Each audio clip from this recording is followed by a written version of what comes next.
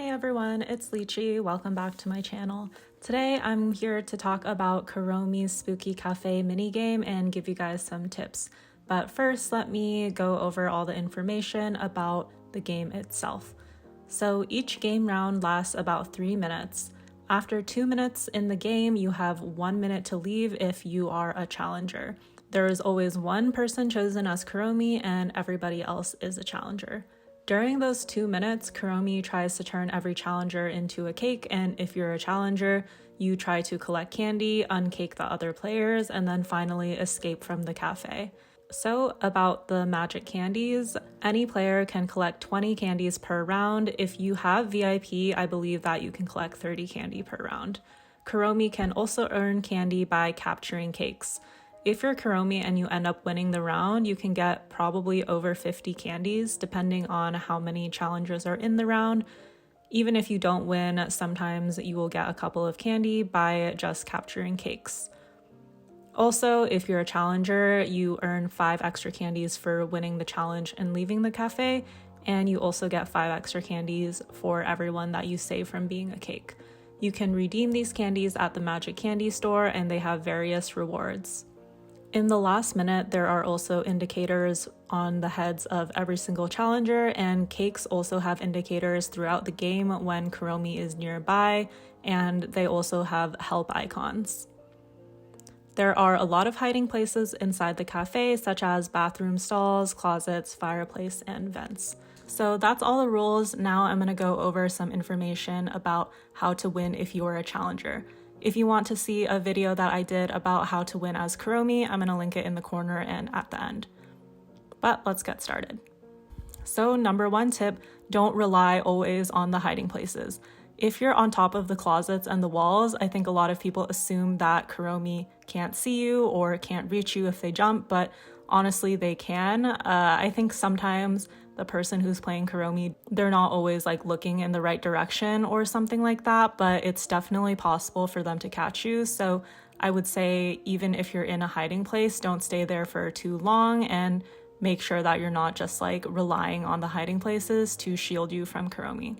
Number 2, when you spawn into the game, I suggest that you stay as far away from Kuromi as you possibly can.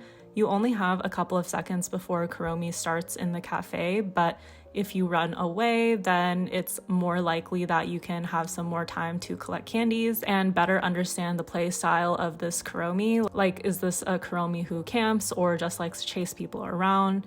If you get turned into a cake immediately, usually someone can come and help you, but it's obviously very frustrating. So I would suggest that you use those couple of seconds at the beginning to run away. Number 3, keep tabs on where Kuromi is. I think this is really helpful because especially if you're trying to help other challengers who are cakes already, knowing where Kuromi is lets you know basically how much time you have to save them, and also in the end when you're escaping or if you're trying to collect candies, you should know like when you're safe or not safe.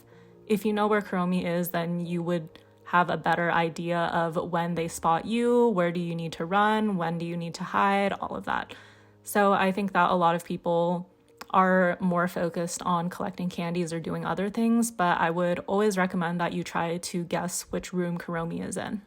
My number 4 tip is hiding. So I know I just said as the number 1 tip, don't rely on hiding, but I also think it's important to understand when to strategically use it.